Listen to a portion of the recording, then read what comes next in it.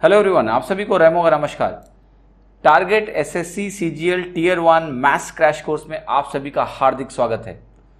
आज हम percentage topic को कंटिन्यू करेंगे। ये इस क्रैश कोर्स का लेक्चर नंबर 2 है। तो जिन्होंने पहली क्लास मिस की है वो पहली क्लास का वीडियो भी देख सकते हैं, तो इस डिस्कशन को समझने में काफ़ी आसानी होगी। मेरे बारे में थोड़ी और जानकारी आप यहाँ से हासिल कर सकते हैं। तो कल हमने परसेंटेज में क्या देखा, हमने बहुत बेसिक शुरुआत करी थी परसेंटेज की, जिसमें हमने परसेंटेज को समझा क्या है, थोड़ी कैलकुलेशन स्किल सीखी और साथ में हमने दो बेसिक, एक मैजिकल एबी रूल सीखा और एक x% of y is equal to y% of x सीखा। तो इसके पहले मैं आज का डिस्कशन शुरू करूँ, मैं आपको ये बताना चाहता हूँ कि ये क्रैश कोर्स क्यू मैथ्स और एप्ट्रिक्स दोनों के यूट्यूब चैनल पे आ रहा है।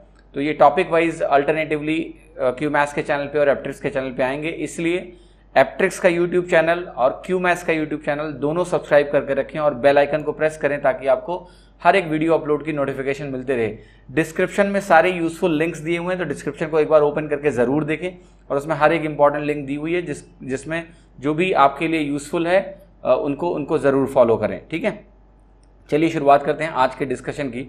तो आज के डिस्कशन में देखिए हम क्या करने वाले हैं। हम सबसे पहले तो कल जो कुछ किया था थोड़े क्वेश्चन लगाते हैं। ठीक है, तो जैसे हमने x% ऑफ y करके कुछ किया था उसका एप्लीकेशन देखते हैं और कुछ मैजिकल एबी रूल के क्वेश्चन सॉल्व करते हैं। उसके बाद मैं आपको कुछ और नया भी बताऊंगा, इसलिए सेशन को अंत तक जरूर देखना है, तभी तो पूरा मजा आएगा।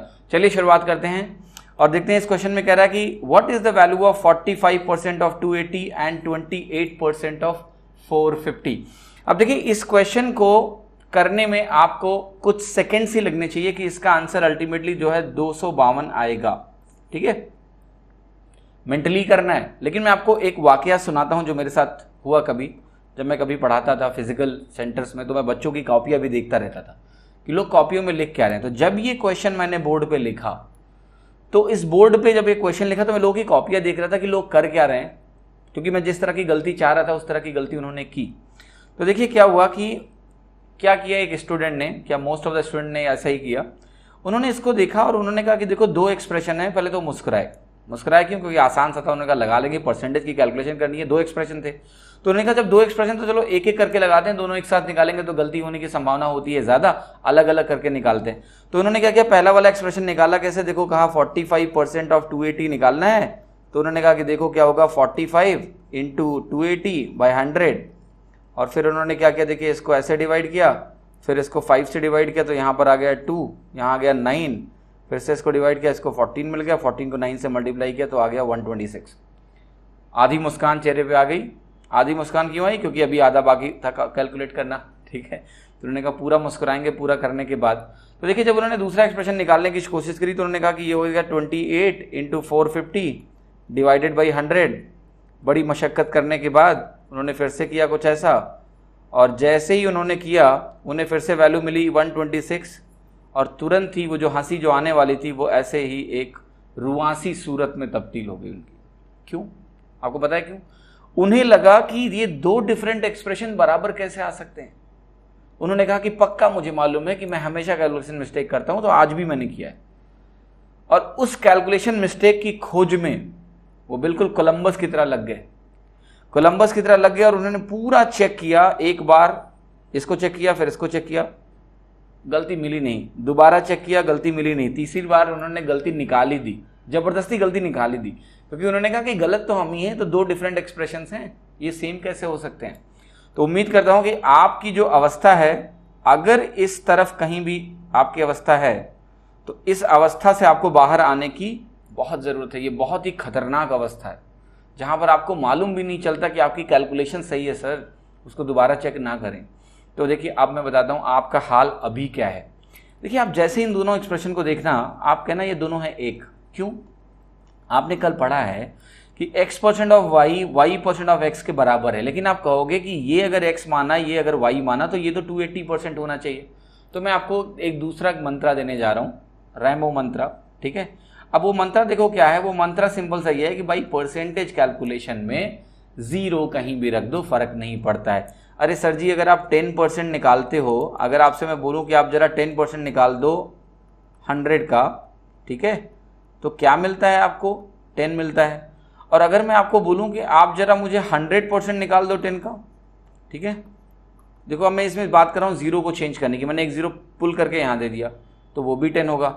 आप जरा एक काम करो, आप ऐसे निकालो ना, 1000% निकाल लो आप 10 का, 1 का सॉरी, एक जीरो और उठा के यहाँ डाल दो, ठीक है। तो ये वैल्यू आपकी क्या हो जाएगी, 1000% आप निकालने जाओगे तब भी आपको एक का अगर 1000% निकालोगे तो 10 मिलेगा। देखो फंडामेंटली क्या है कि परसेंटेज में जब कैलकुलेशन होती है तो वो प्रोडक्ट होता है, तो जब वो प्रोडक्ट होता है तो जीरो आप एक नंबर के साथ रखो या दूसरे वाले के साथ रखो, फर्क उसका पड़ता नहीं है। तो सिंपली स्पीकिंग अब मैं इसी अगर फंडामेंटल का यहाँ इस्तेमाल करूँ तो 45% ऑफ 280 में आप ना पूरा पुल मत करो इधर, आप केवल 28 पुल कर लो, फर्क नहीं पड़ेगा। आप जैसे ही इस चीज को आइडेंटिफाई करोगे आप कहोगे दोनों एक ही हैं। 45% ऑफ 280 और 28% ऑफ 450 दोनों एक ही हैं। जब आप कहोगे दोनों एक ही हैं तो इसका मतलब अल्टीमेटली मुझे जो निकालना है वो इसका दुगना निकालना है। इसका दुगना हो गया 90% ऑफ 280। 90% ऑफ 280 आ गया। अब दो तरीके हैं भाई, या तो 28 को 9 से मल्टीप्लाई कर लो, आंसर आ जाएगा, है ना। तो 180 आ गया और 72 आ गया, 252 निकला। तो देखिए इसका दूसरा तरीका भी निकालने का था कि 90% का आपको लिखते हैं 100% माइनस 10% ऑफ 280। देखो इस तरह की कैलकुलेशन ना दिमाग को बड़ी मज़ेदार तरीके से दिमाग करता है, उसको इस कैलकुलेशन में तकलीफ नहीं होती। यहाँ प्रॉब्लम हो जाती है जब आप ऐसे लिखते हो तो, है ना। तो इसलिए दिमाग को तकलीफ से बचाने के लिए आपको ऐसे ही कैलकुलेट करना चाहिए। देखो कितनी आसानी से आंसर आ गया। तो ये सिंपल सा जो ऑब्जर्वेशन है, ये मैंने आप एक छोटा सा एग्जाम्पल दिखाया है। बहुत सारे ऐसे क्वेश्चंस होते हैं जहां पर इनका डायरेक्ट एप्लीकेशन आपको बहुत मदद करता है इस ऑब्जर्वेशन का कि x% of y% of x के बराबर होता है। और साथ में इसका क्या मतलब हुआ कि परसेंटेज सिंबल को आप कहीं भी लगा सकते हो, और दूसरा आप जीरोस को भी किसी के साथ भी लगा सकते हो। जैसे इसमें क्या हुआ, देखो जीरो को उठा के यहाँ दे दिया और परसेंटेज को यहाँ खींच लिया, दोनों बराबर एक्सप्रेशन है। तो ये एक वन ऑफ द एप्लीकेशन है x% of y is equal to y% of x का। इसके बहुत सारे एप्लीकेशन और भी यूजफुल जो मैं आपको आगे बताऊंगा। आगे बढ़ते हैं, अब चलिए क्विक रिवीजन करते हैं मैजिकल एबी रूल का। जिन लोगों ने कल का वीडियो नहीं देखा है वो पहले जाके कल का वीडियो देखें, तभी आपको मैजिकल एबी रूल समझ में आएगा। चलिए करते हैं। ये कह रहा है लेंथ रेक्टेंगल के 10% से बढ़ाया जा रहा है, बताओ कितने % से ब्रेड्थ को डिक्रीज करें कि एरिया कांस्टेंट रहे। देखो एक ही चीज़ आइडेंटिफाई करनी है कि ये केस जो है ये L into B is equal to area का है, और ये एरिया हम कांस्टेंट रखना चाहते हैं, यानी हम प्रोडक्ट को कांस्टेंट रखना चाहते हैं। जब भी हम दो नंबर्स के प्रोडक्ट को या दो वेरिएबल्स के प्रोडक्ट को कांस्टेंट रखना चाहेंगे तो हमारा ए बी रूल लगेगा।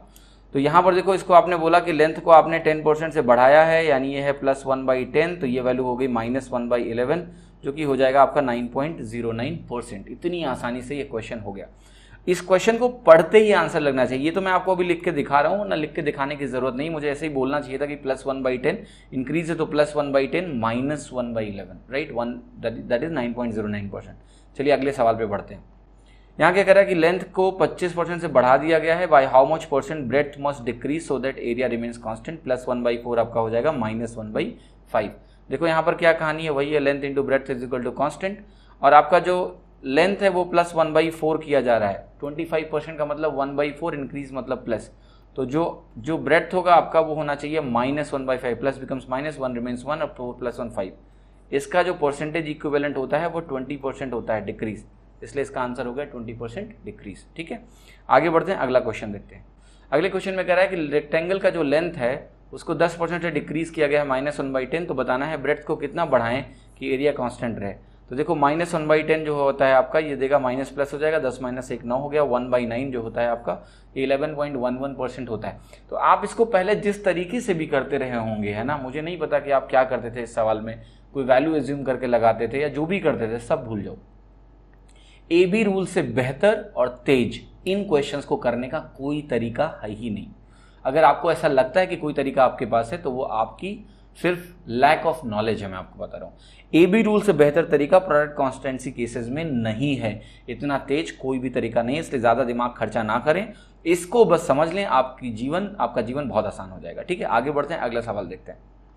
कह रहा है रेक्टेंगल के लेंथ को डिक्रीज किया गया है 25% से, यानी -1/4, तो बताना है कि कितने % से ब्रेड्थ को बढ़ाया जाए कि इसका एरिया कांस्टेंट रहे। देखो -1/4 है तो +1/3 होगा, यानी 33.133% होगा। हम प्रोडक्ट कांस्टेंट रखना चाहते हैं तो एक -1/4 हुआ तो वो +1/3 हमें देगा, तभी ये कांस्टेंट रहेगा एरिया।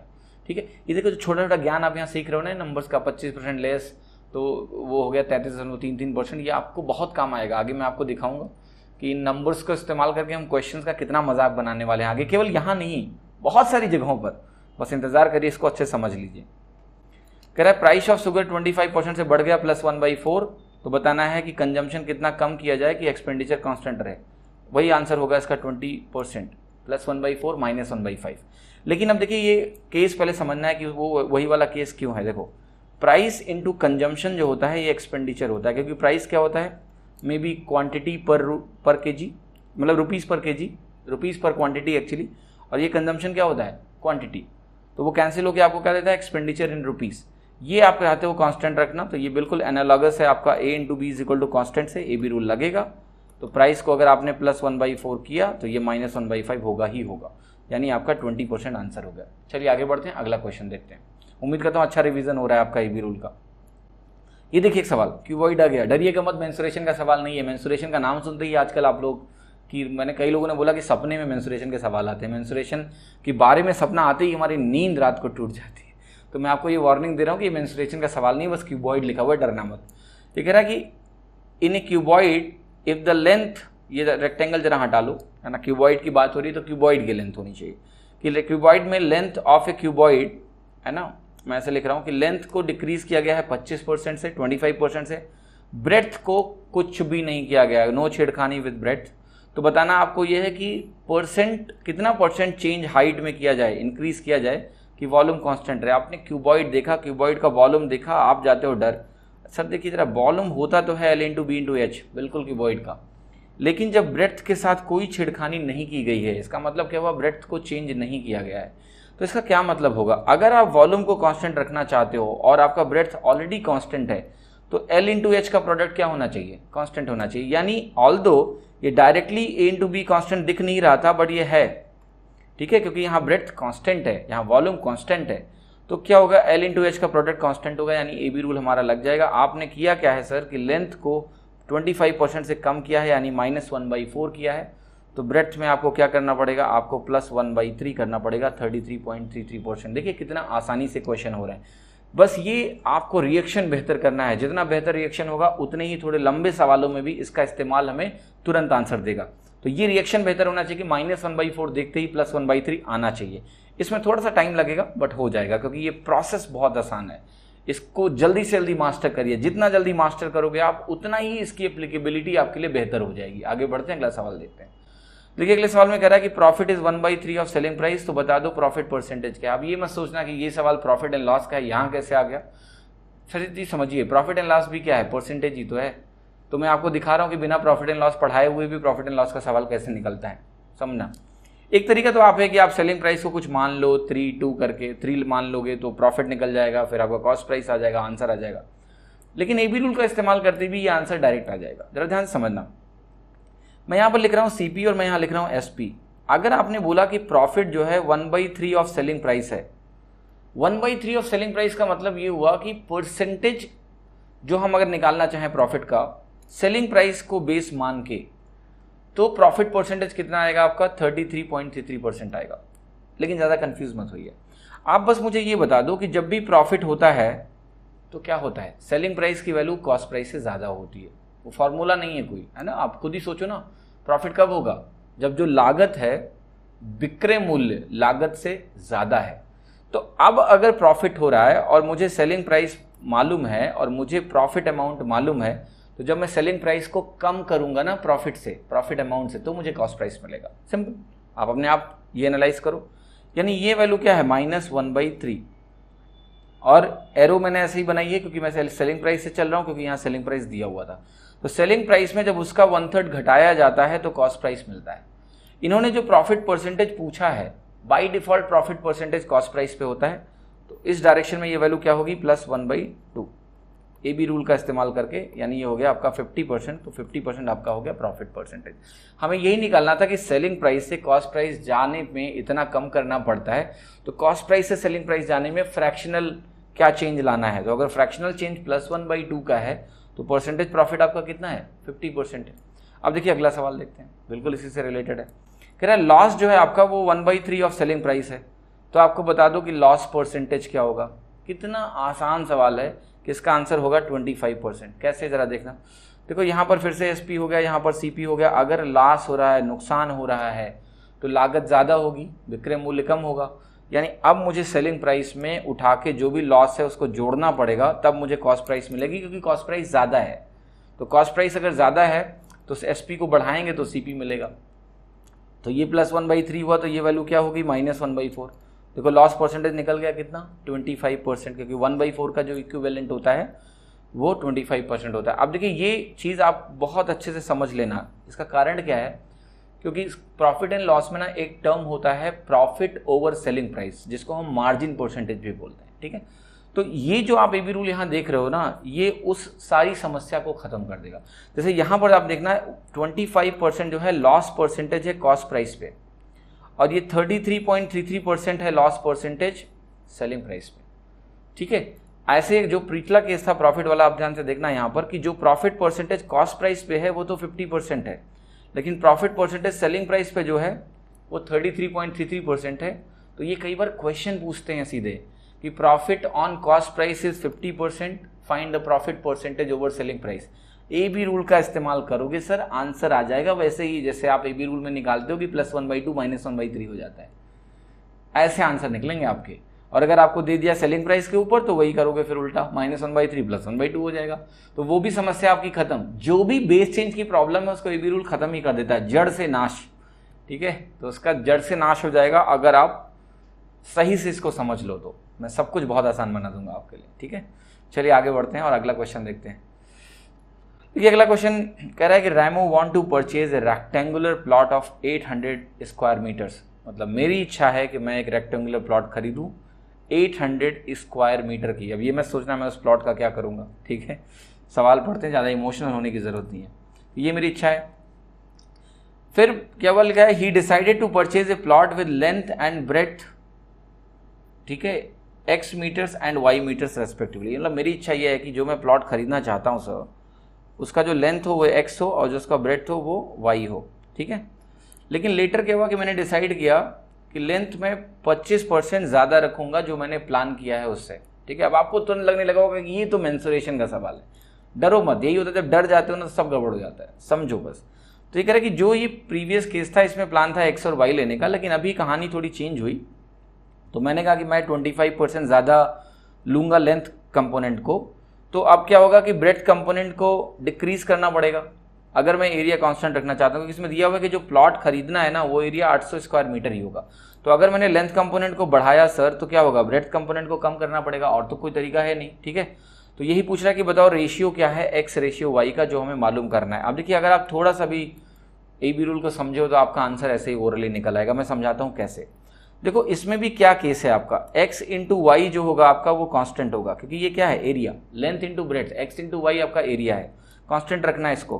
और लेकिन इसमें थोड़ा सा डिफरेंट तरीके से पूछा गया है क्वेश्चन। इन्होंने लेंथ और ब्रेथ का जो है रेशियो पूछा है X और Y का, कैसे निकलेगा देखना। आप ये करो कि इसको मैं 25% से बढ़ाऊंगा और कांस्टेंट रखना है, तो ये +1/4 है, ये वैल्यू क्या होगी -1/5, यानी जो ब्रेथ में डिक्रीज है वो 20% का होगा, ठीक है। तो देखिए एक तरफ आप बोल रहे हो कि भाई 20% डिक्रीज होना चाहिए ब्रेथ में, एक तरफ आप कह रहे हो कि नहीं जो ब्रेथ में डिक्रीज है वो 5 मीटर्स होना चाहिए, तो दोनों बराबर होने चाहिए। यानी या तो 1/5 आप कहोगे डिक्रीज जो है ये 5 मीटर्स के बराबर होगा, इन अदर वे आप ये कह सकते हो या तो कि 20% जो डिक्रीज होगा वो 5 मीटर के बराबर होगा। तो 20% डिक्रीज अगर 5 मीटर के बराबर है तो एक्चुअली आपको ये ब्रेथ मालूम चल गया, ओरिजिनल ब्रेथ आपको पता चल गया कि ओरिजिनल जो ब्रेथ है वो आपका 25 है, ठीक है। क्योंकि अगर 20% डिक्रीज जो है वो 5 के बराबर है तो 100% क्या होगा आपका 25 होगा। यहीं से निकाल सकते थे कि 1/5 डिक्रीज अगर 5 है तो ओरिजिनल वैल्यू कितनी होगी आपकी, वो 25 होगी। अब देखिए अगर आपका x आ चुका है 25, तो आपको अब निकालना है y, मतलब आपका y निकला है तो आपको x निकालना है। देखिए दोनों का प्रोडक्ट कितना है, 800 के बराबर है ना, तो 800 के बराबर है तो आप ये देख लो ये 32 होगा। क्यों, तो देखिए 800/25 आप निकाल लो, नहीं तो आपका कितना आ जाएगा 32, तो ये आपका लेंथ हो गया 32:25 आपका रेशियो हो गया। अब देखिए क्वेश्चन देखने में बड़ा ही लंबा चौड़ा लग रहा था, बट इसकी सच्चाई क्या थी, कुछ नहीं, ठीक है। आसानी से क्वेश्चन निकल जाएगा अगर आप AB रूल का इस्तेमाल करोगे। तो क्वेश्चन को पढ़ना सीखिए, पहले जज मत करो आप बिना क्वेश्चन को पढ़े हुए। आपने देखा रेक्टेंगुलर प्लॉट ये वो और डर गए, नहीं। आप क्वेश्चन को पढ़िए, सब जब आपको क्वेश्चन समझोगे तो आपको पता चलेगा अच्छा ये तो वो वाला केस है जहां पर केवल एरिया कांस्टेंट है। ये जहां आपने आइडेंटिफाई किया कि एरिया कांस्टेंट है, वहीं दिमाग में खटकना चाहिए कि AB रूल लगेगा। तो AB रूल लगेगा तो उसको लगाइए और आंसर निकालिए और खुश रहिए। आगे बढ़ते हैं, अगला सवाल देखते हैं। देखिए इस क्वेश्चन में कह रहा है कि एग की प्राइस को 30% बढ़ा दिया तो Remo is able to buy 300x less keeping his total expenditure same as previously, that is 910। क्या कह रहा है भाई कि जो आपका प्राइस है एग का, अगर वो 30% बढ़ जाता है, 30% बढ़ जाता है, तो मेरे पास 910 रुपये हैं, मैं उतना ही खर्चा कर रहा हूँ। तो हो क्या रहा है कि जब प्राइस बढ़ी तो मैं 300 एग कम खरीद पाया, ठीक है, उन्हीं 910 रुपये में। तो मुझे बताना है कि जो घटी हुई प्राइस है एग की, रिड्यूस प्राइस जो एग की है वो क्या है, ठीक है, ये निकालना है मुझे। देखिए एक चीज़ तो मुझे पता है कि भाई ये केस जो है ये price into consumption is equal to expenditure का केस दिख रहा है, जहां पर एक्सपेंडिचर पता है मुझे कांस्टेंट है, 910 के बराबर है, 910 लिख दे रहा हूं। प्राइस को अगर आपने 30% बढ़ाया सर, आप कहोगे AB रूल लगेगा क्योंकि ये कांस्टेंट है, तो आप कहोगे ये तो हो गया +3/10। फ्रैक्शन इक्विवेलेंट 30% का क्या होगा सर, 30/100, 3/10। तो AB रूल लगाओगे तो ये क्या होगा, प्लस माइनस हो जाएगा, न्यूमरेटर सेम रहेगा और डिनोमिनेटर क्या हो गया 10 and +3 13। यानी आप ये कहना चाह रहे हो अब कि 3/13 का डिक्रीज आएगा कंजम्पशन में। इसका क्या मतलब हुआ कि जो भी एग आप पहले खरीद रहे थे नंबर ऑफ एग्स, अब उसका 3/13 कम खरीद पाओगे आप। पर आप कहोगे क्वेश्चन में तो दिया हुआ है कि मैं 300x कम खरीद पा रहा हूं, तो मैं कहूंगा कोई बात नहीं सर, ये दोनों वैल्यू आपस में बराबर होनी चाहिए। यानी 3/13 of original consumption should be equal to 300। तो ओरिजिनल कंजम्पशन मुझे यहां से निकल गया कि नहीं, 3 से डिवाइड करो तो आपको क्या मिल गया 100, तो ये मिल गया 1300, यानी मुझे मिल गया ओरिजिनल कंजम्पशन। अब देखिए अगर मुझे ओरिजिनल कंजम्पशन पता है तो मैं तो ओरिजिनल प्राइस तो तुरंत निकाल सकता हूं। ये हो जाएगा 910/1300, यानी मुझे ये दिख रहा है साफ साफ कि कितना हो गया ये 70 पैसे। पर ये ओरिजिनल प्राइस है, ये मैं आपको निकाल के दिखा रहा हूं कि देखो सब कुछ निकल जाएगा। अब ये ओरिजिनल प्राइस है। अब मुझे निकालना लेकिन क्या है, मुझे निकालना है कि रिड्यूस प्राइस निकालना है। अब देखना यहां से कि प्राइस एक्चुअली बढ़ी है, तो यहां पर जो करेक्ट वर्ड होना चाहिए वो रिड्यूस नहीं होना चाहिए, यहां पर होना चाहिए इंक्रीज्ड प्राइस, है ना, या फाइनल प्राइस कह देते हैं, तो इसको इंक्रीज कर लो आप। तो इंक्रीज प्राइस अगर आप निकालना है तो 70 को आप बढ़ाओगे कितने से, 30% से बढ़ा दो, क्योंकि दिया हुआ क्वेश्चन में ना सेकेंड केस में जो प्राइस है वो 30% ज़्यादा है, तो ये हो गया 91 पैसे, है ना। दूसरा तरीका भी था भाई, 1300 ओरिजिनल कंजम्पशन है, बाद में जब उसको x कम मिले, कितने x कम मिले, 300x कम मिले, यानी 1000x मिले। सेकेंड केस में जब कंजम्पशन जो है गिरा 1000x मिले, प्राइस टोटल कितनी है 910, अमाउंट कितना हुआ एक अंडे का, प्राइस कितना हुआ 91 पैसे। तो ये बहुत ज़रूरी है समझना आपको कि देखिए AB रूल सारे क्वेश्चंस को कितना आसान बना देता है। इन सब क्वेश्चंस में आपको जो भी कंफ्यूजन रहा होगा वो खत्म। पहले हम AB रूल का इस्तेमाल करके निकाल रहे हैं कि भाई फ्रैक्शनल या परसेंटेज चेंज क्या हो रहा है, उसको गिवन वैल्यू से इक्वेट कर रहे हैं और मुझे सीधा आंसर मिल रहा है। आगे बढ़ते हैं, ठीक है, एक और सवाल देखते हैं AB रूल पे बेस। कह रहा है कि 40% अगर रिडक्शन में है बनाना की प्राइस में, तो a man is able to obtain 64 more for ₹40। इसका भी मतलब वही है कि 40 रुपीज़ आपका जो है एक्सपेंडिचर है, ये है प्राइस, ये है कंजम्पशन। यहाँ consumption in terms of number of bananas दिया हुआ है, तो वो कह रहा है कि अगर यहाँ आपने 40% प्राइस को कम किया तो जो बनाना का कंजम्पशन है ये बढ़ जाता है 64 से, ठीक है। तो ये तो परसेंटेज डिक्रीज इन प्राइस है, इसको मैं -2/5 लिखूंगा, ये इसका फ्रैक्शनल इक्विवेलेंट है। तो कंजम्पशन आपका हो जाएगा +2/3। अब ये +2/3 जो है ना, ये फ्रैक्शनल चेंज है कंजम्पशन में, फ्रैक्शनल इंक्रीज इन कंजम्पशन 2/3, जो भी पहले था उसका 2/3 और बढ़ जाएगा। पर ये वैल्यू मुझे क्वेश्चन में दी है कि 64 बढ़ रहा है, तो 2/3 ओरिजिनल वैल्यू का 64 के अगर बराबर है तो मुझे ओरिजिनल वैल्यू निकालनी है। तो वो कितना हो गया 96। कैलकुलेट कर लो ना आप यहाँ से, ये आपका हो गया 32 और ये 32 टाइम्स 3 कितना हो गया 96। यानी ओरिजिनल जो नंबर ऑफ बनानास परचेज कर रहा था मैन, दैट वाज 96। आपको निकालना क्या है, आपको निकालना है reduce price per dozen. Answer आ चुका है, कितना, 3 रुपीज़। कैसे, देखो ये 96 नंबर ऑफ बनानास हैं जिसको आप बोलोगे 8 डजन, ठीक है। तो आपको यहां से प्राइस पर डजन मिल गई ना ओरिजिनल, वो कितना है 5 रुपीज़ पर डजन। रिड्यूस प्राइस निकालना है ना सर, तो रिड्यूस प्राइस निकालने के लिए आप क्या करोगे, आप कहोगे P रिड्यूस, वो कितना है 40% कम है इससे, 5 को अगर 40% से आप कम करोगे तो कितना मिलेगा, 3 रुपीज़ पर डजन।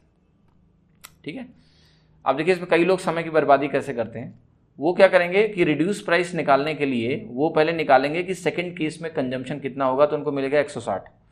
सेकंड केस में कंजम्पशन होगा 64 मोर, तो 96 और 64 जुड़ के कितना हो जाएंगे, 160। अब फिर वो कहेंगे कि अब मैं निकालूंगा कि टोटल प्राइस कितना है 40 और कितने बनाना मिल रहे हैं 160, यानी एक बनाना की कीमत है 1/4 रुपये, तो एक डजन यानी 12 बनाना की कीमत होगी 3 रुपीज़। देखिए अननेसेसरी कैलकुलेशन है। जब आपको यहाँ पर 96 दिखा तो 96 एक ऐसा खूबसूरत नंबर है, जब डजन में कन्वर्ट करेंगे तो इंटीजर नंबर ऑफ डजन देगा, क्योंकि ये 12 का मल्टीपल है। तो 12 8 96, यही मुझे दिखा तो मैंने इसको डजन में कन्वर्ट किया, 8 डजन सीधा मिल गया, तो मुझे पर डजन प्राइस यही मिल गई। और फिर मैंने रिड्यूस प्राइस को भी निकाल लिया 40% कम करके, क्योंकि क्वेश्चन में दिया हुआ था कि 40% लेस, तो 40% कम किया, 3 रुपीज़ पर डजन मिल गया। मुझे उम्मीद है कि इतने क्वेश्चन के बाद एबी रूल में आपको बहुत सारी क्लैरिटी मिली होगी। पर ऑल्दो ये एबी रूल का जो एप्लीकेशन आप देख रहे हो ये कुछ भी नहीं है, ये तो बस शुरुआत है। आगे इसके इतने अच्छे एप्लीकेशंस आपको मिलेंगे, मैं आपको दिखाऊंगा ऑब्जर्वेशन इसके, तो आप दंग रह जाओगे कि इतनी पावर है इस रूल में, इसलिए इसका नाम है एबी रूल। ठीक है, ध्यान रखना, वो भी मैजिकल। आगे बढ़ते हैं। अब देखिए आज का जो टॉपिक डिस्कशन है वो है successive percentage change. Successive percentage change बहुत ही इंपॉर्टेंट टॉपिक है। और ये क्यों इंपॉर्टेंट टॉपिक है, क्योंकि सक्सेसिव परसेंटेज चेंज आपको मदद करता है प्रॉफिट एंड लॉस क्वेश्चंस में डील करने के लिए। जब बात आती है मार्कअप भी है, डिस्काउंट भी है, तो वो सारे केसेस जो है सक्सेसिव परसेंटेज चेंज से डील होते हैं। ठीक है, और भी इसके बहुत सारे एप्लीकेशन हैं, मैं आपको दिखाऊंगा। डिसऑनेस्ट सेलर में भी इसका यूजेस होता है। Plus successive percentage change sir आपका बेस है पूरे कंपाउंड इंटरेस्ट का।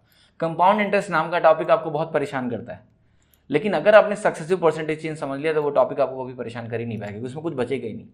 कंपाउंड इंटरेस्ट के जो क्वेश्चन हैं they are nothing but successive percentage increase cases. आराम से करेंगे, तो इसलिए इसको पहले समझते हैं कि है क्या, और इसको डील करने के लिए मैं आपको कुछ कहते हैं ना वेपन्स देना चाहता हूँ जो आपकी मदद करेंगे इसको सक्सेसिव परसेंटेज चेंज केसेस को डील करने के लिए। चलिए शुरुआत करते हैं। देखिए यूजुअली मैं बेसिक अगर शुरुआत करूं सक्सेसिव परसेंटेज चेंज के क्वेश्चंस की, तो ये 3 स्टेटमेंट इसको समराइज करते हैं बेसिक, कि क्वांटिटी को सक्सेसिवली बढ़ाया जाता है 10% 2 टाइम्स, तो बताइए नेट परसेंटेज चेंज क्या होगा। ठीक है, बहुत ही इजी केस है और आप लोग इसको कर भी लेते हो, क्योंकि आपको एक फॉर्मूला पता है A+B+AB/100। तो मैं थोड़ा उस फॉर्मूले की थोड़ी असलियत बताना चाहता हूँ आपको कि क्यों आपको सावधान रहना है फॉर्मूलों से।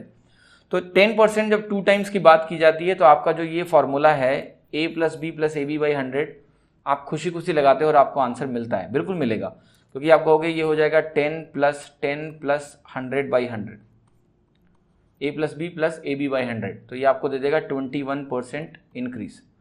ठीक है, तो आप आसानी से मान लोगे, मार्क करोगे इंक्रीज बाई 21%। फिर आपका आएगा 10% इंक्रीज किया गया, 10% डिक्रीज किया गया, ए बी रूल लगाना है। सॉरी, ये आपने कहा होगा फॉर्मूला अपना, तो या कहोगे कि पहले वाले को प्लस के साथ रखेंगे क्योंकि इंक्रीज है, दूसरे वाले को माइनस के साथ रखेंगे क्योंकि डिक्रीज है।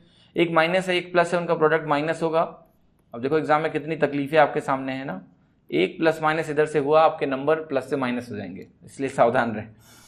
फिर कह रहा है कि एक नंबर है जिसमें डिक्रीज किया गया 10% 2 बार। अब जब दोनों बार डिक्रीज है तो आप कहोगे -10 और माइनस माइनस मल्टीप्लाई होकर प्लस हो जाता है, तो ये 100 हो गया। और ये वैल्यू आपको कितनी दे दी है इसने, देखो 19% डिक्रीज, -19%। तो जो आपको फॉर्मूला मालूम है उससे बिल्कुल इसका आंसर निकलता है, लेकिन जब 2 परसेंटेज चेंजेस होते हैं तो तभी आपका फॉर्मूला इफेक्टिव होता है। अगर परसेंटेज चेंजेस 2 से 3 हो जाते हैं तो आपकी इफेक्टिवनेस इस फॉर्मूले की खत्म। ठीक है, क्योंकि इसमें तो ए और बी की 2 ही वैल्यूज हैं, तो या तो ये फॉर्मूला आपको 2 बार लगाना पड़ेगा। 2 बार लगाने का मतलब समय की घोर बर्बादी। और जब इस तरह के सवाल आपके सामने आएंगे 10, 20, 30, तो अगर आपने इस फॉर्मूले को अप्लाई करना भी है तो 2 बार करना पड़ेगा। पहले तो इसको निकालो, इससे आपको नेट परसेंटेज चेंज मिलेगा, फिर उसको और इसको यूज करके फिर फॉर्मूला लगाओ। इतना जहमत एग्जाम में कौन मोल लेगा भाई। तो मतलब ये मैं आपको समझा रहा हूं कि ये फॉर्मूला इफेक्टिव है, लेकिन केवल और केवल सक्सेसिव परसेंटेज चेंज जब 2 स्टेप्स इन्वॉल्व होंगे तभी, उसके बाद इसकी इफेक्टिवनेस हो जाती है खत्म। और उसके बाद अगर आपने कोई फॉर्मूला याद किया तो जान को भी खतरा है, आपके दिल दिमाग को बहुत गहरा सदमा लग सकता है ऐसे फार्मूले देखने से, और इस्तेमाल करेंगे तो कुछ भी हो सकता है आपके साथ। ठीक है, तो 3% होते हैं अगर सक्सेसिवली, तो उसका जो फॉर्मूला होता है नेट परसेंटेज चेंज की वो इतना भयानक होता है। इसको ज़्यादा देर तक मत देखिएगा, आंखें बंद कर लो आप, ठीक है, एक बार ऐसे देख के ऐसे आंखें बंद कर लो ताकि कोई भी नुकसान नहीं पहुंचना चाहिए आपको, है ना। तो ऐसे फॉर्मूलों का इस्तेमाल तो बिल्कुल भी नहीं कर सकते। 2 वाला तो आप मज़े से करते हो, 3 वाले में तो आप पता नहीं क्या करते होगे। अब देखो अगर 4 आ गया तो क्या मैं बोर्ड पे लिख के दिखाऊं? आप भाग जाओगे यहाँ से, राइट। अगर जान बची तो आप मिलोगे नहीं, यहाँ दोबारा क्लास करने नहीं आओगे। इसलिए देखिए फॉर्मूले मत रटिए, क्योंकि फॉर्मूले क्या करते हैं, देखिए हर सिचुएशन के लिए एक नया फॉर्मूला होता है। लेकिन अगर हम सक्सेसिव परसेंटेज चेंज के प्रोसेस को अंडरस्टैंड कर ले जाएं तो आपको पता है कि वो प्रोसेस एक्सटेंडेबल होता है। अगर मैं आपको प्रोसेस समझा दूं सक्सेसिव परसेंटेज चेंज का 2 स्टेप के लिए, तो वो प्रोसेस आप इनहेंस कर लोगे, उसको आप यूज कर पाओगे 3 के लिए भी, 4 के लिए भी, 5 के लिए भी, 6 के लिए भी। इसलिए प्रोसेस अंडरस्टैंड करेंगे ताकि आप उसको स्केल कर पाओ जब भी उसकी रिक्वायरमेंट हो, ठीक है। तो चलिए समझते हैं पहले कि सक्सेसिव परसेंटेज चेंज का केस है क्या और इसको प्रॉपर्ली कैसे डील करेंगे। तो मैं आपको दिखाता हूं इसके बहुत सारे यूसेज हैं। देखिए 3 में चेंज पूछ रहा है, परसेंटेज चेंज। फिर आपका 4 में भी चेंज पूछ सकता है। 4 का फॉर्मूला तो आप सोच भी नहीं सकते हो, है ना। फिर देखिए पॉपुलेशन के बारे में इस तरह का क्वेश्चन होता है कि भाई 10% एवरी ईयर बढ़ रहा है, तो बता दो कि कितने साल में ये पॉपुलेशन मोर देन डबल हो जाएगा। अब इसमें भी आप कौन सा फॉर्मूला लगा दोगे, है ना, हालत खराब हो जाएगी आपकी, ठीक है। ऑल्दो CISI में इसके भी बहुत सारे तरीके निकाल के दिखाऊंगा आपको छोटे छोटे, बट अभी के लिए हमें परसेंटेज में ही रिस्ट्रेन करना है। यहाँ पर देखिए कह रहा है डिक्रीज करा दो ऐसे कि 50% से कम हो जाए पॉपुलेशन फर्स्ट टाइम, कितने साल में ऐसा होगा। तो अभी क्या करते हैं ना, हम सक्सेसिव परसेंटेज चेंज को पहले समझते हैं कि सक्सेसिव का मतलब क्या होता है, और थोड़ा सा इसको डील करने के लिए मैं आपको कुछ वेपन्स देता हूँ। देखिए सक्सेसिव परसेंटेज चेंज में पहले आपको ये समझना है कि सक्सेसिव परसेंटेज चेंज क्या होता है। लेट्स से मैंने कहा मेरे पास एक नंबर है और उस नंबर को आपने 10% से बढ़ा दिया तो वो नंबर 110 हो गया। तो अगला जब आप इंक्रीज करोगे लेट्स से 20% का, तो ये बढ़े हुए नंबर पे होगा, ठीक है। ऐसे ही तो कंपाउंड इंटरेस्ट का केस भी होता है कि 1 साल के बाद, 1 साइकिल के बाद इंटरेस्ट को उठा के प्रिंसिपल में जोड़ देते हैं, फिर अगले साल का इंटरेस्ट निकालते हैं बढ़ी हुई वैल्यू पे, ठीक है। तो वही चीज़ यहाँ भी है, यही इसलिए मैं कहता हूँ सक्सेसिव परसेंटेज इंक्रीज को समझ गए तो कंपाउंड इंटरेस्ट समझ गए। तो 100 110 हुआ, उस बढ़ी हुई वैल्यू पे आप 20% इंक्रीज निकालने जा रहे हो, तो वो वैल्यू आपको होगी अब 22, तो यानी आपको मिल गया 132। तो आप जरा देखो कि 10% को 20% जब हमने सक्सेसिवली बढ़ाया तो नेट चेंज आपका 32% आया। लेकिन अगर सक्सेसिवली नहीं बढ़ाया होता, आपने इसी बेस पे 10% बढ़ाया होता और फिर से 20% बढ़ाया होता, सेम बेस पे, उसी 100 पे कैलकुलेशन कर रहे हैं, तो टोटल 20 और 10 का रिजल्ट क्या होता, 30 होता। तो 20 और 10 का रिजल्ट 30 होता, लेकिन यहां पर रिजल्ट 32 क्यों आ रहा है? क्योंकि दूसरा जो परसेंटेज हमने निकाला वो बढ़ी हुई वैल्यू पे निकाला, पहले वाले को हमने इनकॉर्पोरेट किया, इसलिए ऐसा हुआ 132। अब देखिए ये अंडरस्टैंडिंग आप हमेशा रखिएगा कि जब भी इंक्रीज कर रहे हो आप दोनों को, तो जो नेट परसेंटेज चेंज आने वाला है वो इन दोनों के सम से बड़ा आने वाला है। क्यों बड़ा आने वाला है आपको पता है, क्योंकि दूसरी वैल्यू बढ़े हुए बेस पे कैलकुलेट हुई है, राइट। ऐसे ही देखिए अगर डिक्रीज का मामला ले लो, आप दोनों डिक्रीज हो रहे हैं, तो दोनों अगर डिक्रीज हो रहे होते तो आप मुझे बताओ कि जो नेट रिजल्ट आता वो 30% डिक्रीज से मैग्नीट्यूड में कम होता कि नहीं? बिल्कुल कम होता, क्योंकि ये वैल्यू पहले ही कम हो जाएगी 90। अब घटी हुई वैल्यू पे 20% निकालोगे तो आपको मिलेगा 18। तो आप देखो जरा वैल्यू आपको जो मिलने वाली है वो क्या मिलने वाली है, वो वैल्यू आपको मिलने वाली है 72, है ना।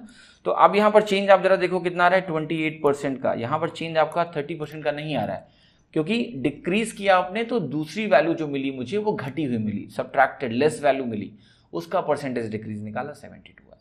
तो ये तो सक्सेसिव परसेंटेज चेंज की अंडरस्टैंडिंग है कि हर एक परसेंटेज चेंज के बाद जो बेस है वो चेंज हो जाएगा और उस नए बेस पे हम कैलकुलेशन करेंगे अगले परसेंटेज चेंज की, ठीक है। तो ये बेसिक चेंज है नॉर्मल परसेंटेज चेंज और सक्सेसिव परसेंटेज चेंज में। अब देखिए सक्सेसिव परसेंटेज चेंज को जब हम डील करते हैं तो इसको डील करने के लिए हमें उन्हीं जो परसेंटेज के जो बेसिक स्ट्रक्चर्स, जो हमने 3 स्ट्रक्चर्स देखे थे, हमें उन्हीं में तो एफिशिएंसी लानी है कि हम कैसे एफिशिएंट हो जाएं, क्योंकि सक्सेसिव परसेंटेज चेंज है क्या, उन्हीं बेसिक स्ट्रक्चर्स को आपने रिपीट कर दिया। देखो ऐसे करके एक स्टेप जो बेसिक स्ट्रक्चर है उसी को दोबारा रिपीट कर दो तो क्या हो गया, ये सक्सेसिव बन गया। तो जितना मास्टरी हम वही जो बेसिक स्ट्रक्चर्स पे कर लें सक्सेसिव परसेंटेज चेंज में, उसके बाद कुछ बचता नहीं है, ठीक है। तो चलिए शुरुआत करते हैं और इसको समझने की कोशिश करते हैं अच्छे से। तो मैं आपको एक छोटा सा एग्जांपल दे रहा हूँ कि भाई देखिए मैंने कह रहा हूँ मेरे पास एक वैल्यू है 100, अब इसको मैं 10% से बढ़ाना चाहता हूँ और मैं लिखना चाहता हूँ कि मेरी फाइनल वैल्यू क्या होगी, ठीक है। आप देखना जरा ध्यान से, तो यहाँ पर आप कैसे इस फाइनल वैल्यू को लिख सकते हो। आपको होगी अगर ये 100 है, 10% से बढ़ाया तो ये 10 होगा, 10 होगा और बढ़ के ये वैल्यू आपको 110 देगा। बट अगर ये मैं कहता कि नॉर्मल जो प्रोसेस है कैलकुलेशन का जरा उसको समझते हैं, तो आप कहते हैं ये जो वैल्यू है आप 10% जब इंक्रीज करोगे तो जो फाइनल वैल्यू मुझे लिखना है, तो फाइनल वैल्यू कुछ ऐसे होगा 100 इंटू 1 प्लस 10/100। ऐसे आप लिखते हो initial value into 1 plus r/100। तो फिर आप कहोगे ये वैल्यू हो जाएगी 100 इंटू, देखो ये वैल्यू कैलकुलेट होकर आपको क्या देगा 0.1, यानी ये वैल्यू मिल जाएगी 1.1, 100 इंटू 1.1। फिर मैं कहूँगा ठीक है, अब ये वैल्यू अगर मैंने 120 ली होती तो कहते हैं आप तब भी यही करते, अगर उसको आप 10% से ही इंक्रीज कर रहे हो तो ये हो जाती है 120 इंटू 1 प्लस 10/100, और ये वैल्यू हो जाती है आपकी फिर से 120 इंटू 1.1। ठीक है, तो कुछ अच्छा लग रहा है आपको? लग रहा है कि यार पहले में भी कि इनिशियल वैल्यू को 1.1 से मल्टीप्लाई कर दिया, दूसरे में भी इनिशियल वैल्यू को 1.1 से मल्टीप्लाई कर दिया गया। फिर आप कहोगे नहीं चलते रहो, आपने करते रहे पूरा दिन बिता दिया। शाम को आपने एक बहुत बड़ी वैल्यू लिखी यहाँ पर 1997853 और आपने कहा इसको मैं भी 10% से बढ़ा रहा हूँ। आप कुछ भी कर लो, जो फाइनल वैल्यू आएगी वो ये क्या होगी, दिस टाइम्स 1.1। इसका मतलब ये हुआ कि जो परसेंटेज चेंज के केस में जो फाइनल वैल्यू होती है वो initial value multiplied by something होता है, और वो जिससे आप मल्टीप्लाई कर रहे हो ना, अगर आपने परसेंटेज चेंज बराबर रखा तो हर बार उसी से मल्टीप्लाई होगा। यानी यहां पर आप ऐसे समझ लो कि जब भी कोई वैल्यू 10% से इंक्रीज होगी तो वो हमेशा 1.1 से मल्टीप्लाई हो जाएगी। कोई वैल्यू आपने 1% से 10% से इंक्रीज किया, वो कोई भी वैल्यू हो, इट डजंट मैटर कि वो कौन सी वैल्यू है। कोई पॉपुलेशन है, अगर आप 10% से इंक्रीज करोगे 1.1 टाइम्स, आपकी सैलरी 10% बढ़ गई तो 1.1 टाइम्स, आपके मार्क्स 10% बढ़ गए तो 1.1 टाइम्स, कुछ भी 1.1 टाइम्स होगा अगर 10% बढ़ाया तो देखिए अब इसको हम एक नया नाम देते हैं, क्यों ना दें, क्योंकि ये इतना स्पेशल है कि ये केवल परसेंटेज चेंज पे डिपेंडेंट है। ये इससे मतलब नहीं है इसका कि इनिशियल वैल्यू आपने क्या ले रखी है ना। ऐसा नहीं है कि आपने इनिशियल वैल्यू को बदल दिया तो 10% इंक्रीज पे कुछ और मल्टीप्लाई हो रहा है, 1.1 ही हो रहा है। तो ये एक स्पेशल चीज है, और चूंकि ये मल्टीप्लाई हो रहा है तो इसको हम एक नाम दे रहे हैं अभी से MF, मेरा फ्रेंड मल्टीप्लाइंग फैक्टर। ठीक है, जैसे मैं बोल रहा हूँ मेरा फ्रेंड, ये वाकई में बहुत ही कमाल की चीज़ है, इसको आप अपने दोस्त की तरह ही रखें और ये आपको आपके दोस्त की तरह ही बहुत मदद करने वाला है। तो ये हो गया आपका मल्टीप्लाइंग फैक्टर, यानी 10% इंक्रीज पे आपकी वैल्यू 1.1 टाइम्स हो गई, यानी मल्टीप्लाइंग फैक्टर। ये रिएक्शन ऑटोमेटिक होना चाहिए। फिर से बोल रहा हूँ मैं, जो कैलकुलेटिव एस्पेक्ट है सब्जेक्ट का उसको आप मिस कर जाते हो, इसीलिए आप हमेशा स्लो रह जाते हो। तो ये एक रिएक्शन है कि 10% इंक्रीज आपको 1.1 टाइम्स दिखना चाहिए। अब मैं आपके रिएक्शन को और बेहतर बनाने की कोशिश करता हूँ। मैं कुछ परसेंटेज इंक्रीजेज लिख रहा हूँ, जैसे 10% इंक्रीज, जैसे 15% इंक्रीज, जैसे 1% इंक्रीज, जैसे 5% इंक्रीज, और मैं आपके मल्टीप्लाइंग फैक्टर लिख के दिखाऊंगा और साथ में मैं यहाँ पर 150% इंक्रीज भी लिखूंगा। तो आप कहोगे 10% इंक्रीज हो रहा है तो भैया मल्टीप्लाइंग फैक्टर होगा 1.1, यानी वैल्यू 1.1 टाइम्स हो जाएगी। 15% से 1.15 टाइम्स हो जाएगी। 1.1% अगर आपने लिखा तो देखो 1.1% अगर आप लिखते हो तो ज़्यादा कन्फ्यूजन नहीं लेना है, ये वैल्यू हो जाएगी 1.011 टाइम्स। ठीक है, यहाँ आपको अगर कोई कन्फ्यूजन है तो मैं आपको थोड़ा सा अभी थोड़ी देर में इसको और क्लैरिफाई करता हूँ। 5% अगर है आपका तो ये 1.05 हो जाएगा। 150% अगर आपका है तो ये 2.5 टाइम्स हो जाएगा मल्टीप्लाइंग फैक्टर। मल्टीप्लाइंग फैक्टर का मतलब ये होता है कि अगर आपने कोई वैल्यू ली इनिशियल वैल्यू और उसको आपने इतने परसेंटेज से चेंज किया तो वो किससे मल्टीप्लाई हो जाएगा, ये 1.15 टाइम्स इनिशियल वैल्यू हो जाएगा। ठीक है, दैट्स रियली इंपॉर्टेंट है ना। तो आप जरा ये इस केस में आपको कंफ्यूजन हो रहा है कि भाई 1.1% के केस में कैसे मल्टीप्लाइंग फैक्टर इतना जल्दी लिखा मैंने। देखो कुछ भी नहीं करना है, जब भी कोई कंफ्यूजन हो मल्टीप्लाइंग फैक्टर केस में, अभी शुरुआत में, बाद में तो नहीं होगा, इसका रिएक्शन ऑटोमेटिक होना चाहिए। फिर से कह रहा हूँ, कैलकुलेट करने बैठ गए मल्टीप्लाइंग फैक्टर को तो कोई फायदा ही नहीं है। ऑटोमेटिक रिएक्शन डेवलप करना है, वो हो जाएगा प्रैक्टिस के साथ। तो इसको जरा मैं समझाता हूँ आपको कि इसका अगर मल्टीप्लाइंग फैक्टर अभी समझ में नहीं आ रहा तो अभी आप कैसे प्रोसीड करते हो। कोई भी नंबर अगर आपको दिखे, इनिशियल वैल्यू 100 मान लो, 100 मान के वो परसेंटेज चेंज उस पर लगा दो, 1.1% इंक्रीज। तो 100 का फायदा ये होता है कि जब 100 बेस होता है तो परसेंटेज चेंज और एब्सोल्यूट चेंज बराबर होता है। बेस 100, क्योंकि परसेंटेज 100 पे ही डिफाइंड है। तो ये 100 प्लस 1.1 हो जाएगा, यानी ये 101.1 हो गया। अब जो फाइनल वैल्यू मिल रही है ना उसको 100 से डिवाइड कर दो, आपको मल्टीप्लाइंग फैक्टर मिल जाएगा 1.011 यहाँ। लेकिन ये रिएक्शन फिर से बोल रहा हूँ कि ऑटोमेटिक होगा तभी फायदा होगा। अब देखो 150% पे मैंने 2.5 मल्टीप्लाइंग फैक्टर लिखा। अब कई लोग कंफ्यूज हो जाते हैं कि ये कैसे। 5% पे आपका 1.05 आएगा। जब भी कंफ्यूजन है तो 100 से शुरू कर लो, 100 में 5 बढ़ाओ, 105 हुआ, 100 से डिवाइड कर लो 1.05। यहाँ भी वही कर लो, कंफ्यूजन हो रहा है 100 लो, 100 पे 150% बढ़ा दो, कितना हो गया 250। कितना चेंज हुआ 150%। 2.5 टाइम्स हो गया 100 से 250। तो देखिए मल्टीप्लाइंग फैक्टर का फायदा क्या है, मैं क्यों आपको बता रहा हूं, इसके कई फायदे हैं। पहला फायदा तो ये है कि जब भी वैल्यू परसेंटेज में चेंज होंगी तो उनके करस्पॉन्डिंग मल्टीप्लाइंग फैक्टर को हम तुरंत लिख पाएंगे, ठीक है। और साथ में आपको इसमें 2-3 रिएक्शंस डेवलप करने की जरूरत है। कैसा रिएक्शन, देखिए पहला केस जैसे है, मैंने कहा आपसे कि लेट से एक नंबर है 120, तीनों जो स्ट्रक्चर्स हैं उसमें मैं इसकी एप्लीकेबिलिटी आपको दिखा रहा हूँ मल्टीप्लाइंग फैक्टर की, कि 120 अगर आपका नंबर है और मैंने आपसे बोला कि आपने इसको 10% इंक्रीज किया, तो आप कहोगे 120 को 10% इंक्रीज किया, तो 10% इंक्रीज का मतलब होता है 1.1 टाइम्स, और 120 को अगर मैंने 1.1 टाइम्स किया तो ये 132 हो गया, ठीक है। तो जब ये रिएक्शन आपके पास होगा तो आप क्विकली इसको रिएक्ट कर पाओगे, आपको ज़्यादा टाइम नहीं लगेगा। तो ये पहला रिएक्शन एक्सपेक्टेड है आपसे कि फाइनल वैल्यू को आप इनिशियल वैल्यू के टर्म्स में लिख पाएं using multiplying factor, structure number 1। जो दूसरा स्ट्रक्चर है उसमें भी मल्टीप्लाइंग फैक्टर का इस्तेमाल हो सकता है। उसमें क्या होता था, अगर याद हो आपको, कि मैंने कहा एक नंबर लेट से आपका 110 है और एक नंबर मैंने आपसे कहा कि यहाँ पर जो आपको मैं नंबर दे रहा हूँ लेट से कि वो लिख रहा हूँ 132। इनिशियल वैल्यू फाइनल वैल्यू दी हुई है और मैं परसेंटेज चेंज जानना चाहता हूँ। तो क्या करना है, दूसरा स्ट्रक्चर में आप क्या करोगे, आप सिंपली निकाल लो कि मल्टीप्लाइंग फैक्टर क्या है, इसमें क्या मल्टीप्लाई करेंगे कि ये मिले। तो आप कहोगे मुझे दिख रहा है कि इसमें 1.2 मल्टीप्लाई करेंगे तो ये मिलेगा। तो ये कैसे निकलेगा, आप दोनों को डिवाइड कर लो। आप 132 को या तो 110 से डिवाइड करके देख लो कि 1.2 टाइम्स है, या फिर आप सीधे देख पा रहे हो तो देख लो, मुझे सीधे दिख रहा था कि 1.2 टाइम्स है। अब जब भी आपको मल्टीप्लाइंग फैक्टर मिल गया तो उसको परसेंटेज चेंज में कन्वर्ट करना, ऑटोमेटिक रिएक्शन। सर आप ये बताइए कि अगर 20% इंक्रीज होता तो मल्टीप्लाइंग फैक्टर 1.2 होता, तो अगर मल्टीप्लाइंग फैक्टर 1.2 है तो परसेंट इंक्रीज कितना है, 20% इंक्रीज। देखो जरा स्ट्रक्चर 2 भी मल्टीप्लाइंग फैक्टर से सिंप्लीफाई हुआ कि नहीं हुआ, हो गया। अब मैं जरा स्ट्रक्चर 3 में आ रहा हूँ। स्ट्रक्चर 3 जो आपका होता है वो आपको पता है कि कैसा स्ट्रक्चर होता है। मैं आपको छोटा सा एग्जांपल देता हूँ। जैसे मैंने ये वैल्यू लिखी यहाँ पर, लेट से कि ये वैल्यू मुझे नहीं पता है, थोड़ी देर के लिए भूल जाइए। ये वैल्यू मैंने कहा लेट से कि ये है 550 और ये वैल्यू आपका है 10% इंक्रीज, आपको ये निकालना है। तो आप कहोगे फॉरवर्ड डायरेक्शन में मल्टीप्लाइंग फैक्टर क्या होगा, 1.1, यानी फॉरवर्ड डायरेक्शन में मुझे 1.1 से मल्टीप्लाई करने पे 550 मिलेगा। तो रिवर्स डायरेक्शन में क्या करना पड़ेगा, डिवाइड करना पड़ेगा। तो ये वैल्यू कितनी हो गई, 550 बाई 1.1 यानी 500। यानी आप यहाँ पर क्लियरली देख सकते हो कि मल्टीप्लाइंग फैक्टर का एक बहुत बेहतर एडवांटेज है, ये जो परसेंटेज के तीनों स्ट्रक्चर्स हैं उसमें ये हाईली यूजफुल हो सकता है, ठीक है। तो इसको आप बहुत बेहतर तरीके से समझना, क्योंकि आप इसको जितना बेहतर तरीके से समझोगे, बाकी लोग जो बीच के इंटरमीडिएट स्टेप्स लिखते हैं ना, आपको लिखना ही नहीं पड़ेगा। आपको मैं सीधा जो है ना डायरेक्ट चीजें लिखवा दूंगा, क्योंकि आपको तो पता है ना कि रिजल्ट पता है कि 10% इंक्रीज का मतलब 1.1 टाइम्स होता है। अगर मल्टीप्लाइंग फैक्टर 1.2 है तो इसका मतलब 20% इंक्रीज है। अगर ये क्लैरिटी आपके अंदर है तो आप इतना तेज हो जाओगे ना कि उसका जवाब ही नहीं, और आप किसी फॉर्मूले पे डिपेंडेंट नहीं रहोगे, ठीक है। तो ये उम्मीद करता हूं कि आप लोग पहले तो मल्टीप्लाइंग फैक्टर पे कहीं ना कहीं अपनी एक्सपर्टाइज अटेन करने की कोशिश करोगे। देखिए 2 चीजें हैं जो परसेंटेज स्ट्रक्चर के लिए हाईली यूजफुल हैं, एक ये मल्टीप्लाइंग फैक्टर मेरा फ्रेंड, और एक आपका फ्रैक्शंस। तो ये दोनों टूल्स जो आपके मैं बोल रहा हूं कि जो एमएफ है और जो फ्रैक्शंस हैं, ठीक है, ये 2 टूल्स हैं, ये इतने जरूरी टूल्स हैं ना कि अगर आप इन दोनों टूल्स पे मास्टरी कर लो तो परसेंटेज बहुत आसान हो जाता है, ठीक है। साथ में ऐड करने के लिए मैंने कुछ और भी एक्स्ट्रा चीजें आपको बता दी, इन्हीं तीनों स्ट्रक्चर्स। देखिए पूरी एफिशिएंसी है इन 3 स्ट्रक्चर्स में मास्टरी करने की, बाकी तो इसका एप्लीकेशन है।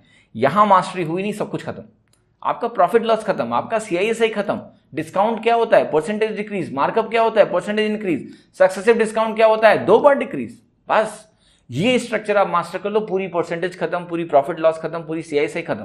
मैं आपको दिखाऊंगा, कोई फॉर्मूला नहीं लगाऊंगा, सब करा दूंगा आपको।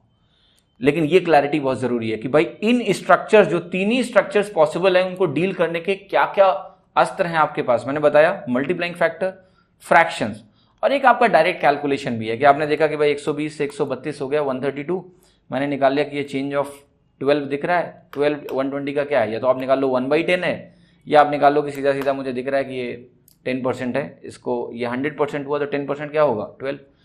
तो एक तो डायरेक्ट कैलकुलेशन है, एक आपका मल्टीप्लाइंग फैक्टर और फ्रैक्शंस है, बट ये दोनों बहुत ही जरूरी हैं। इनमें रिएक्शन ऑटोमेटिक बनाओ। फ्रैक्शंस मैंने आपको पहले ही बोला है कि automatic reaction to the fractions, important fractions, description में लिंक है, पढ़ लेना। मल्टीप्लाइंग फैक्टर में अपनी मास्टरी बनाओ, सक्सेसिव परसेंटेज चेंज आसान हो जाएगा, क्योंकि ये बेसिक परसेंटेज स्ट्रक्चर को सिंप्लीफाई करता है।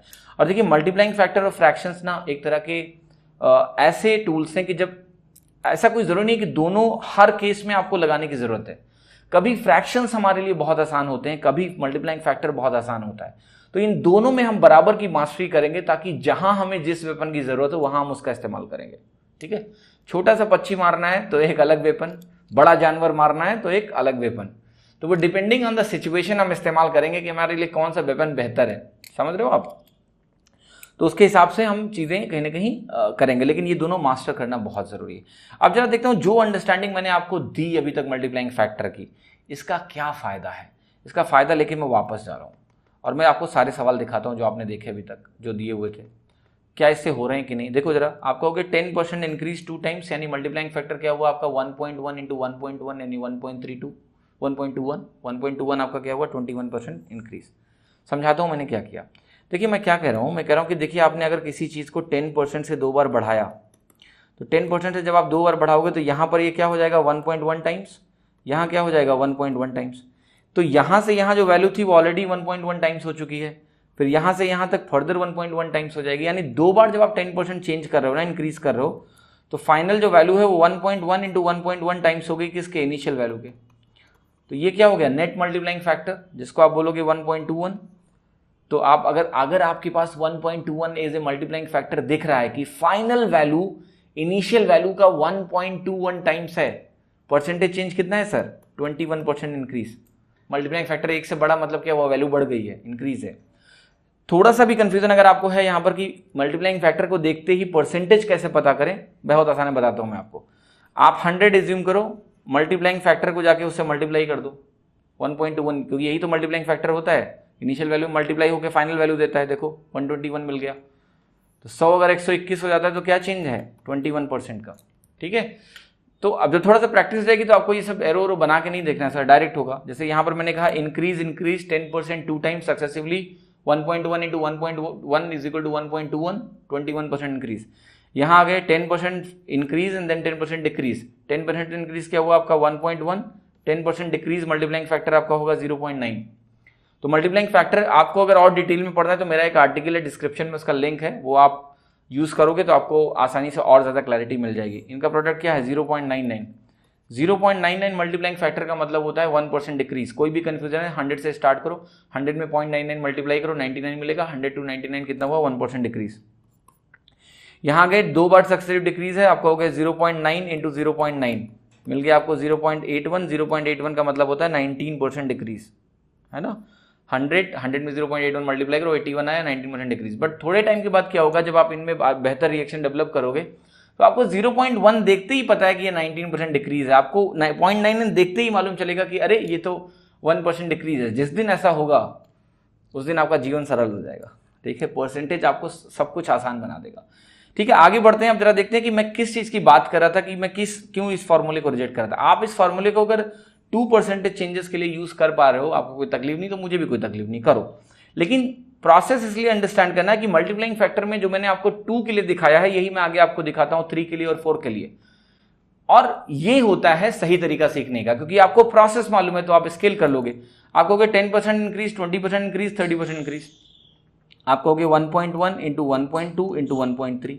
ठीक है, इसका प्रोडक्ट आप निकाल लो पहले कितना होगा। आप कहोगे इसका प्रोडक्ट अगर मैं निकालने जाऊंगा तो मुझे मिलेगा 1.2, ये तो यहाँ मिल गया, और 0.36, यहाँ 12 इंटू 0.36 करोगे ना आप तो 1.56 हो गया। फिर 1.1 से मल्टीप्लाई कर दो तो ये हो गया आपका 1.716। ठीक है, ये आ गया। आप देखो आपका परसेंटेज चेंज कितना हो गया 71.6%, क्योंकि अगर ये मल्टीप्लाइंग फैक्टर नेट आपका 1.716 आ रहा है तो नेट परसेंटेज चेंज आपका कितना हो गया 71.6%, है ना। उम्मीद करता हूँ किसी को कोई तकलीफ नहीं होनी चाहिए। देखिए मल्टीप्लिकेशन अगर आपकी प्रॉब्लम है ना, वो भी मल्टीप्लाइंग फैक्टर दूर करता है। समझाता हूँ कैसे। देखो आपने कहा कि ये नंबर है ना 1.1 इंटू 1.56। ठीक है, तकलीफ हो रही है अगर गुणा करने में तो टेंशन ना लो। 1.1 से मल्टीप्लाई करने का मतलब ही होता है 10% इंक्रीज। ये देखो, तो 1.56 को अगर आप 10% से बढ़ा दो, ठीक है, तो आपको प्रोडक्ट मिल जाएगा। बढ़ाओ जरा, तो इसका 10% क्या होगा 0.156। अब 1.56 में 0.156 जोड़ो जरा, देखो क्या आ रहा है 1.716। ठीक है, तो मल्टीप्लाइंग फैक्टर नेट जो है वो निकल के आ गया 1.716। तो परसेंटेज चेंज कितना है, 100 से मल्टीप्लाई कर दो क्या मिलेगा 171.6। 100 to 171.6 मतलब 71.6% चेंज। आपको मुक्ति मिल रही है कि नहीं वो फॉर्मूला नहीं याद करना है, आपने 3% चेंजेस में भी इसका इस्तेमाल कर लिया है। ठीक है, उम्मीद करता हूं कि आपको तकलीफ बिल्कुल नहीं हो रही होगी। ठीक है, यहाँ पर देखिए बिना मल्टीप्लाइंग फैक्टर लगाए भी हो सकता है, क्योंकि मैंने कहा कि नहीं हर बार ऐसा नहीं है कि मल्टीप्लाइंग फैक्टर लगाना ही है, कैलकुलेट करने के बहुत सारे तरीके होते हैं, लेकिन अभी मेरा फोकस मल्टीप्लाइंग फैक्टर है क्योंकि मुझे आपको अभी यही समझाना है। लेकिन मैं आपको दूसरी चीज़ भी समझा देता हूँ कि अगर इस क्वेश्चन को आपको मल्टीप्लाइंग फैक्टर से नहीं भी करना था तो भी हो जाता, कोई दिक्कत नहीं है। फ्रैक्शंस आपके पास हैं, उनको इस्तेमाल कर लो। 100 से चलिए 10% बढ़ाया, 10% 100 का क्या होता है 10 होता है, तो ये वैल्यू आपकी 110 हो गई। फिर आपने इसको 20% बढ़ाया तो ये वैल्यू आपकी कितना चेंज हो गया +22। देखो 10% क्या होगा 11, 20% क्या होगा 22, ये आपका मिल गया 132। और फिर आपने इसको 30% बढ़ाया, 10% होगा 13.2, 30% क्या होगा 39.6।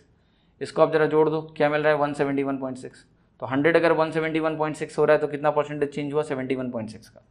तो ये भी तरीका पता होना चाहिए कि इससे कैसे होगा, प्लस मल्टीप्लाइंग फैक्टर भी आपको मालूम होना चाहिए, ताकि हमारे पास जब सारी चीजें होंगी ना तभी तो हम जल्दी जल्दी करेंगे एग्जाम में, है ना। जो जहां रिक्वायर्ड होगा वहां हम यूज कर पाएंगे, क्योंकि हम सब में एफिशिएंसी अपनी बढ़ाने जा रहे हैं, सब में एफिशिएंट होने जा रहे हैं हम लोग। ठीक है, तो आगे बढ़ते हैं। जैसे ये आपसे अगर पूछ लिया इन्होंने कि भाई इसको लगा दो, अभी देखिए पीछे मैं क्या कर रहा था, मैंने 30% तक तो निकाल के आपको दिखाई दिया। क्या दिखाया आपको, क्या मिला था 171.6, 100 से स्टार्ट किया था और जब हमने 10, 20, 30 बढ़ा लिया था तो मैंने प्रोसेस दिखाया, इतना तक पहुंच गए थे। अब करना क्या है, इस पे आपको बढ़ाना है क्या 40%। अब जरा ध्यान से एक चीज़ देखना कि यहाँ पर आप जब मल्टीप्लाई करने जाओगे तो आपकी कॉम्प्लेक्सिटी बढ़ती जाएगी, है ना। क्योंकि यहाँ पर आपको 171.6 मिला, अब इसको आप 40% के करस्पॉन्डिंग मल्टीप्लाइंग फैक्टर आपका 1.4 होगा। तो मे बी आपको यहाँ पर मल्टीप्लिकेशन दिक्कत करे, 4 स्टेप्स हैं और अब इसको 1.4 से मल्टीप्लाई करना थोड़ा मुश्किल होगा। तो देखिए 1.4 से थोड़ा मल्टीप्लाई करना अगर मुश्किल है इसमें, तो आप ध्यान से ज़रा देखना क्या करेंगे हम इसको क्या करने जा रहे हैं कि सिंपली 40% बढ़ाने जा रहे हैं। तो अगर 40% बढ़ाओगे तो 10% होगा 17.16, 40% कितना हो गया इसका 68.64। ठीक है, अब इसको आप ऐड कर दो जरा, इसमें से इसको ऐड कर दो तो 6871 में आपका ऐड हो जाएगा, तो ये वैल्यू मुझे दे रहा है 240.24। ठीक है, ये वैल्यू मिल गई फाइनल। अब 100 अगर इतना हो गया तो परसेंटेज चेंज कितना है 140.24%। तो फॉर्मूला एक जगह अटक जाता है लेकिन प्रोसेस नहीं अटकता है। प्रोसेस जब आपको मालूम है तो प्रोसेस स्केल करके आप 3%, 4% सबके लिए यूज कर पाओगे। ठीक है, तो ये हो गया बेसिक डिस्कशन। अब जैसे देखिए अगला क्वेश्चन मैं आपको दिखाता हूँ यहाँ पर कि 10, 20, 30, 40 हमने कर लिया। अब देखो ये इस तरह के सवाल भी होते हैं, कह रहा है पॉपुलेशन ऑफ सिटी अगर 10% से हर साल बढ़ रही है तो बताओ ये मोर देन डबल कब हो जाएगी। तो आप जरा 100 से स्टार्ट करके जरा सोचना शुरू करते हैं। देखिए मल्टीप्लाइंग फैक्टर का इस्तेमाल करेंगे यहाँ से, या तो 100 से आप परसेंटेज बढ़ा बढ़ा के देखो, मल्टीप्लाइंग फैक्टर यूज करते हैं, क्योंकि मुझे पता है हर स्टेप पे मल्टीप्लाइंग फैक्टर क्या है 1.1। अगर 10% हर साल बढ़ रही है तो मेरा मल्टीप्लाइंग फैक्टर 1.1 है। तो आपको पता है कि अगर मैं 2 साल की बात करूंगा तो ये क्या हो जाएगा 1.21 टाइम्स इनिशियल वैल्यू का 1.21 टाइम्स। यहां सीधे पूछ रहे हैं मोर देन डबल, 2 से ज्यादा गुणा करना है। मल्टीप्लाइंग फैक्टर में चाहता हूं 2 से बड़ा हो जाए। तो आप मैं कहूंगा अच्छा एक काम करो 1.21 का भी स्क्वायर निकाल लो, आपको यहां तक भी तकलीफ होगी नहीं। वैसे आप कहोगे 1.4641, बता चुका हूं स्क्वायर कैसे निकालते हैं। नहीं भी अगर इच्छा है आपकी ना तो केवल इसको 1.2 मान लो, 1.44 तक पहुंच जाओगे, कोई दिक्कत नहीं है।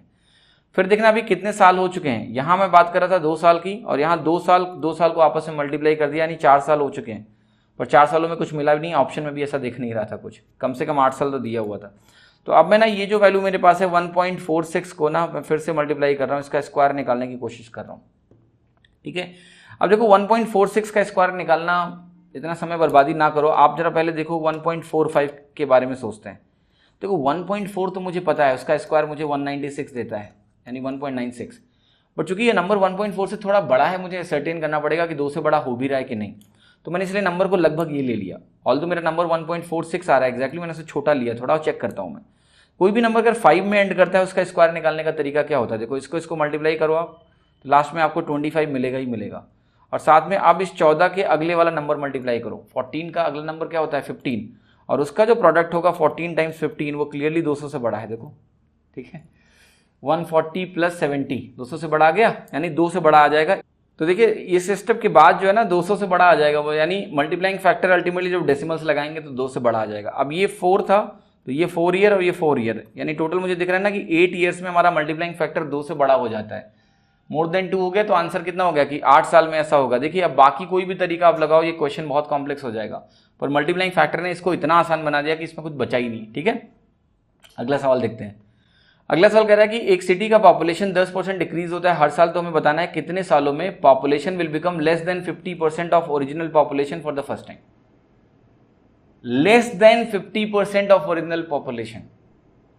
लेस देन 50% का मतलब क्या होता है कि देखो कोई भी नंबर हमारे पास है, लेट्स से 10, इसको अगर आप 0.5 से मल्टीप्लाई कर दो तो वो नंबर कितना होता है, आधा हो जाता है, 5। मुझे लेस देन 50% करना है, यानी मुझे जिससे मल्टीप्लाई करना है ना वो 0.45 से छोटा होना चाहिए। अगर मैं 0.5 से छोटे नंबर से मल्टीप्लाई करूंगा तो ये जो नंबर मुझे मिलेगा ये 5 से छोटा मिलेगा, यानी ये आधे से कम हो जाएगा, यानी लेस देन 50% मिलेगा। इसी नॉलेज का इस्तेमाल करेंगे इस केस में। हर स्टेप का मल्टीप्लाइंग फैक्टर कितना है, 0.9, क्योंकि 10% डिक्रीज है। अब देखो पहला साल दूसरा साल कंबाइन किया, मुझे मिल गया 0.81। अब देखो इन दोनों साल को कंबाइन करते हैं, ये 2 साल हो गया, अगला 2 साल कंबाइन करते हैं, ये वैल्यू देखो कितनी आ गई आपकी, 0.65 और 61 आ जाएगी। ठीक है, राइट। स्क्वायर का जो तरीका है निकालने का डिस्क्रिप्शन में लिंक दिया हुआ है, आप देख लेना। 81 का स्क्वायर कैसे निकालना है, ठीक है, बहुत आसान होता है, वो डिस्क्रिप्शन में लिंक दिया। तो ये आपका 0.6561 आ गया। देखिए अभी भी ये 0.5 से छोटा नहीं हुआ है, तो मैं कहूँगा अच्छा आप क्या 0.6 को 0.6 से मल्टीप्लाई करें, नहीं, फिर तो वो क्लियरली नंबर जो है 0.5 से छोटा आ जाएगा। मुझे पता करना है यही कि कितने सालों में ये ऐसा हो जाएगा, यानी अगर इन्होंने कुछ भी नहीं दिया है तो ये मुझसे पूछ रहे हैं कि पहली बार ऐसा कब होगा, जब वो आधे से कम हो जाएगा। तो मैं कहूँगा एक काम करते हैं, 0.6561 को जरा मल्टीप्लाई करते हैं 0.81 से, क्योंकि ये वैल्यू मुझे दिख रही है लगभग आसपास, 6 × 8 48। जरा इसको चेक करते हैं इस केस में क्या होगा। ये भी 2 साल है, तो देखो ये 4 साल हो चुका है, 1 1 फिर ये 2 2, 4 साल हो गए, और ये 4 ईयर्स को 2 ईयर से कंबाइन कर रहे हैं हम लोग, और देखना चाह रहे हैं कि क्या हो रहा है यहाँ पर। अब ध्यान से देखना जरा, केवल ये नंबर निकाल लो, 0.65 × 0.8। ठीक है, और जरा इनको ध्यान से देखो कि क्या ये वैल्यू मुझे 0.5 से कम दे रही है वैल्यू। तो आप कहोगे अगर मैं इन दोनों को मल्टीप्लाई करता हूँ 65 को 8 को, तो आप कहोगे इसको अगर मल्टीप्लाई करूंगा तो मुझे मिलता है 480 + 40 यानी 520 मिलता है इनका प्रोडक्ट। तो इनका जो प्रोडक्ट आएगा आप जरा ध्यान से देखो, वो भी 0.5 से बड़ा आएगा, लेकिन 0.5 के आसपास होगा।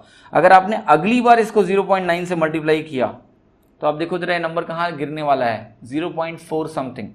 यानी ये क्लियरली जो है आप जरा देखोगे 4 और 2 6 ईयर्स में 0.5 टाइम से बड़ा था, लेकिन जैसे ही आपने 7 ईयर किया ये क्या हुआ, ये वैल्यू छोटी हो जाएगी फ्रॉम मतलब 0.5 से कम से मल्टीप्लाई करेंगे फिर हम।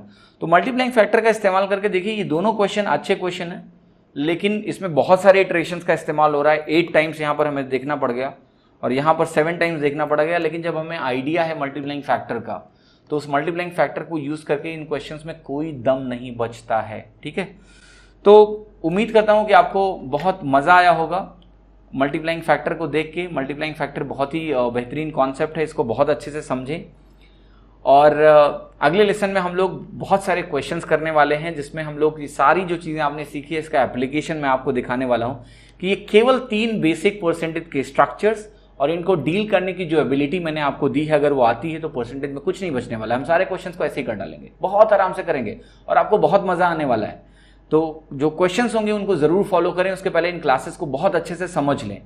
साथ में मैं आपको ये फिर से अपडेट करता हूं कि आप क्यूमैथ्स और एप्ट्रिक्स के यूट्यूब चैनल दोनों को फॉलो करेंगे, बेल आइकन प्रेस करके उसको रखिए, क्योंकि जो ये पूरा कोर्स कवर होगा ये दोनों चैनलों पे कवर होगा। अल्टरनेटिवली टॉपिक्स यहाँ आएंगे, अगला टॉपिक वहाँ आएगा, ऐसे करके कवरेज होना है। तो आपको दोनों चैनल्स फॉलो करने पड़ेंगे, तो आप एप्ट्रिक्स चैनल को भी सब्सक्राइब करके रखें।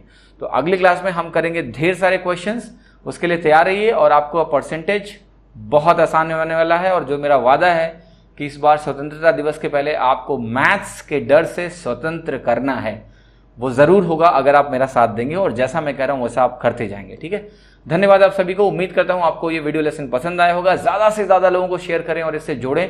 पहले लेसन को बहुत सारा प्यार मिला, उसके लिए आप सभी को धन्यवाद। लेकिन ये चीजें भी खत्म नहीं होनी है। यहाँ पर आप सबको जोड़िए इससे, सबको बोलिए कि यहाँ पर आके इन वीडियोस को देखें। उनका पूरा थॉट प्रोसेस अगर नहीं बदल गया तो कहना, पूरा थॉट प्रोसेस चेंज हो जाएगा, क्योंकि ये सही तरीका है चीज़ों को सीखने का, ना कि बहुत ज़्यादा थियरी, बहुत ज़्यादा फॉर्मूला, सब भूल जाइए। ठीक है, धन्यवाद आप सभी को। Have a great time, bye bye.